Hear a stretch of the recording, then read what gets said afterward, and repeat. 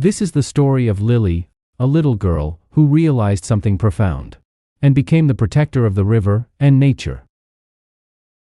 Listen English and learn lessons. In a quiet little village called Haripur lived an 8-year-old girl named Lily. She had no parents. They were gone long ago. She lived with her only family, her grandpa.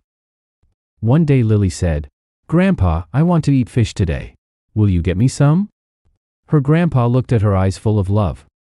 Grandpa kindly replied, "We don't have money to buy fish from the market today. But don't worry, Lily. We'll catch our own." He walked to the backyard, cut a long bamboo stick, tied a string to it with care, and made a simple fishing rod. Then, the two of them, hand in hand, walked toward the river. The sun was gentle. The breeze was light. And Lily, she was full of joy. Feeling excited, Lily said, "We're going to catch so many, Grandpa?" They sat by the riverbank, beneath the shade of an old tree. The water sparkled, dancing with sunlight. They waited. One fish. Then two. The bucket slowly began to fill. Lily clapped and laughed. She couldn't contain her happiness. She danced beside the river. Her grandpa smiled, clapping gently along. The two of them, singing softly, walked back home. He carried the bucket. She carried joy. Back home, the smell of cooking filled the air. Grandpa fried the fish, while Lily sat on a mat, smiling. He placed warm rice and crispy fish on a banana leaf in front of her. They began to eat, side by side, the way her parents once did. But then, Grandpa paused. He said, "Lily, this will be the last time we eat fish." Lily confused. "What? Why, Grandpa?" "Because, just like we have life, fish have life too. They feel pain. They feel fear. And they have families. Just like you. Just like me." Lily stopped chewing.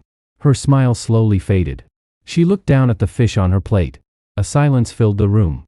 Not empty, but deep. That evening, after dinner, Lily quietly walked back to the river. She sat near the same spot they had fished from. The wind touched her face. The river whispered. She looked into the water. Fish were swimming. Freely. Peacefully. Her heart felt something. Something heavy, but true. Lily whispering to herself, "If someone had eaten my parents, I would be all alone forever." Tears filled her eyes. She stood up and ran back to Grandpa. "Grandpa, if we eat fish, it's like eating a fish's parent, right?" Her grandpa nodded slowly. His eyes soft. His heart full. Warmly, grandfather said, "Yes, my child. That's exactly what it is." That night, Lily made a quiet promise. No more fish. No more taking life for a moment's taste. From that day on, the little girl who once danced by the river became the girl who protected it. Moral of the story: if we wouldn't want to lose our parents, why take someone else's? Fish swim, birds fly, humans dream, but all have life, and all feel fear. Life is sacred in every form.